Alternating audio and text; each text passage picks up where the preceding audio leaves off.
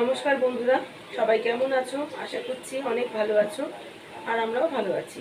আমার আরও একটি নতুন ব্লগে তোমাদের সবাইকে স্বাগত জানাই। তো আজকে সকালে অনেকটা দেরি করে ঘুম থেকে উঠেছি, 9টা সাড়ে 9টার পরে ঘুম থেকে উঠেছি, আর এখন বাজে 12:30 মতো। আর এখন প্রথমেই রান্নাঘরে ঢুকে আমি যে কাজটা করব সেটা হচ্ছে সিঙ্কে জমে থাকা বাসনগুলো মেজে নিচ্ছি। এখন তো মোটামুটি 12:30টার কাছাকাছি বাজে। তো সকালবেলা যখন 9:30 10টার সময় ঘুম থেকে উঠেছিলাম, তারপরে ঘুম থেকে উঠে তো ছোটো ছেলেকে খাবার টাবার দেওয়া, হাজব্যান্ডকে চা করে দেওয়া, আমার নিজের চা খাওয়া, এই সমস্ত টুকিটাকি সকালবেলার কাজকর্মগুলো তো করেই ফেলেছি। আর আজকে জানো তো ছেলেদেরকে ব্রেকফাস্টে মুসেলি দিয়েছি। তো মুসেলির একটা ছোট প্যাকেট আনিয়েছিলাম হাজব্যান্ডকে দিয়ে। অনেকের কাছে শুনেছি মুসেলিটা নাকি খাওয়া খুব উপকারী, তো ওই জন্যই একটা ছোটো প্যাকেট আনতে বলেছিলাম, যে ছেলেরা আবার খায় নাকি সেটাও তো দেখতে হবে। তো বড় ছেলেকেও আজকে ব্রেকফাস্টে ওটাই দিয়েছি দুধে ভিজিয়ে, আর ছোট ছেলেকেও দিয়েছি। তো ওদের খাওয়া হয়ে গেছে, ওরা মোটামুটি খেয়েছে। আর সকাল থেকে কিছু ব্লগ করার আর সময় পাইনি, যেহেতু অনেকটা দেরি করে ঘুম থেকে উঠেছি। তো ঝটপট করে আজকে সকালের দিকের যে ব্রেকফাস্ট বানানোর কাজগুলো, তারপরে চাটা করে নেওয়া, সেই সমস্ত কাজগুলো আজকে তাড়াহুড়োর মধ্যেই করেছিলাম। তো সকাল থেকে হাতে ক্যামেরা ধরারও সময় ছিল না। আর এখন যখন আমি ধীরে সুস্থে একটু রান্না বসাচ্ছি, তো তখন থেকে ব্লগটা তোমাদের সাথে শুরু করলাম। তো সিঙ্কে জমে থাকা বাসনগুলো তো পরিষ্কার হয়ে গেল, আর তোমাদেরকে দেখিয়ে দিলাম যে এঁচোড় আর আলুটাও সেদ্ধ করে নিয়েছি প্রেশার কুকারে। আর এখন তো অনেকটাই বেলা হয়ে গেছে, তো ছোট ছেলের ফল খাওয়ারও সময় হয়ে গেছে, 12:30 পৌনে 1টা মতন বাজে এখন। তো এখন ওকে দুটো কলা আর একটা আপেল দিয়ে দিচ্ছি। আর আজকে জানো তো, যেহেতু শনিবার, বরের আজকে ছুটি আছে আর ছেলেদেরও তো ছুটি আছে, তো ইচ্ছা করেই আজকে দেরি করে উঠলাম। রান্না বান্নার চাপ তো নেই, তাড়াহুড়োটা নেই। তো আমাদের দুপুরবেলা মোটামুটি 3টে সাড়ে 3টে বাজেই সবার খেতে খেতে, তো তার আগে রান্নাটা করে নিলেই হবে। আর চলো, এখন আপেলটারও খোসা ছাড়িয়ে নিয়েছি, আর ছোটো ছেলেকে এখন ফলটা দিয়ে আসি চলো।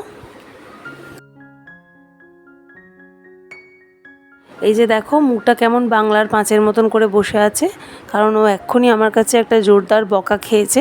খুব জোরে জোরে টিভিতে সাউন্ড দিয়ে ক্রিকেট দেখছিল, আর অত জোরে সাউন্ড দিলে না আমি একদম নিতে পারি না, মাথার ভিতরটা পুরো ঝনঝন করে। তাই জন্য জোরে একটা বকা দিয়ে টিভির রিমোট কেড়ে নিয়েছিলাম। তো তারপরে আবার একটু পরে জেকে সেই টিভির রিমোট তো আমার থেকেও নিয়ে চলেই গেছে, আর টিভিও চলছে জোরে জোরে এখন ঘরের মধ্যে। আর এত জোরে টিভি চলছে যে আমি এখন ডাইরেক্ট তোমাদের সাথে কথাও বলতে পারছি না, এর জন্যই আমাকে ভয়েস ওভার করতে হচ্ছে এখন। এই যে দেখো বন্ধুরা, এখানে নিম বেগুন ভাজাটা হচ্ছে, আর এই দেখো এখানে এঁচোড়ের মশলা করে নিচ্ছি, আদা আর টমেটো এটা পেস্ট করে নেব মিক্সিতে। আর এখানে দেখো এঁচোড়ের তরকারিটা করার জন্য তেলও গরম করে নিচ্ছি। তো দুটো রান্নায় দুদিকে বসিয়ে দিলাম, একটু দেরি হয়ে গেছে তো ওই জন্য আর কি।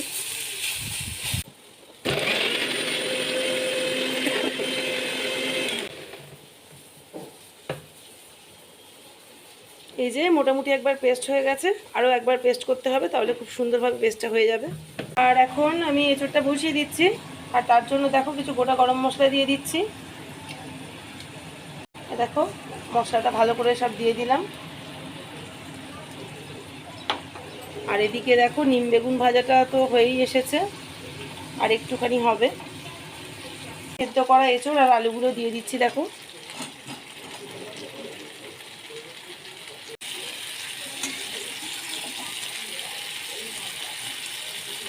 এই যে দেখো নিম বেগুন ভাজাটা নামিয়ে ফেলেছি। তো এখন রান্না টান্না করে নেব, তারপরে কাজের দিদি এক্ষুনি চলে আসবে, কড়াইটা সব মাছ দিয়ে দেবো। তো এই যে রান্না চলছে, আর কাজের দিদি আবার কাল পরশু দুদিন আসবে না বলেছে, ওর বোনের ছেলের অন্নপ্রাশন, তো যাবে একটু দেশে। আজকে শনিবার, আজকেই লাস্ট আসবে, তারপরে রবিবার আর সোমবার দুদিন আসবে না।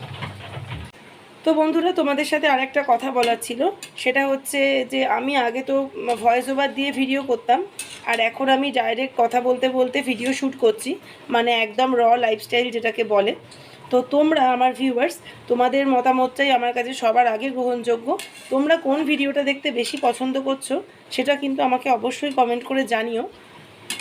তোমাদের পছন্দটাকে আমি একদম সবার আগে মানে প্রাধান্য দেবো আর কি।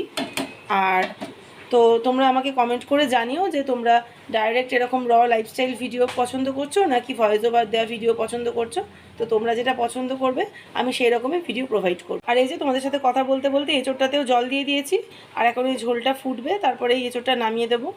তো রান্না তো হয়েই গেল, আর ভাতটা এখনও বসানো হয়নি, ভাতটা এক্ষুনি বসিয়ে দেবো, দিয়ে ওদিকে আমি ছেলেকে স্নান টান করিয়ে দেবো। তো চলো তোমাদের সাথে আবার পরে আসছি। তো তোমরা ইতিমধ্যে দেখে নিয়েছো যে আমার দুপুরবেলা রান্নাবান্না সব কমপ্লিট হয়ে গেছে। আর রাতের জন্য তো আজকে কিছু করব না, আজকে যেহেতু শনিবার মায়ের বাড়িতে যাব, তো মাই কিছু বানিয়ে রাখবে। আর এখন বাজে 1:30 থেকে 1:45 মতো, আর আমার বড় এতক্ষণে বাড়ি চলে এসেছে। আর ওর বাবা বাড়িতে ঢোকা মানে সৌমু তো ওর বাবার কাছেই স্নান করবে। ওর বাবা বাড়িতে থাকলে কিন্তু আমার ছোট ছেলে সমস্ত জিনিস ওর বাবার কাছেই করে, স্নান করা, ঘুম পাড়ানো, সমস্ত কিছুই কিন্তু ওর বাবাই ওকে করায়। আর খাওয়া দাওয়াটা শুধু আমি করিয়ে দিই, কেননা বেটা ছেলে মানুষ, সে তো আর ভালো করে খাওয়াতে পারে না। তো ভালোই হলো, ওর বাবার কাছেও স্নান করছে, আর আমি এখন বেডরুমটা খুব ভালো করে পরিষ্কার করে নিচ্ছি। আজকে প্রচুর দেরি হয়ে গেছে, আজকে আর একটা ফার্নিচারেও হাত দেওয়া যাবে না।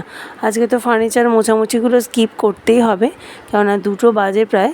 এতক্ষণ যদি আমি এখন ফার্নিচার মুছতে যাই তাহলে আরও ওদিকে সব কিছু দেরি হয়ে যাবে, জানো তো। তো আগামীকাল আবার ভালো করে নেব।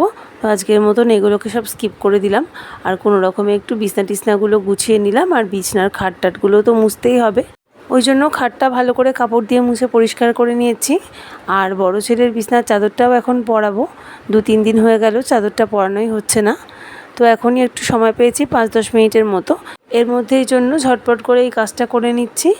আর এরপরে যে কয়েকটা 2-4টে চাদর বেরিয়েছে সেই চাদরগুলো ভাঁজ করে তুলে রাখবো ওয়ার্ড্রোবে।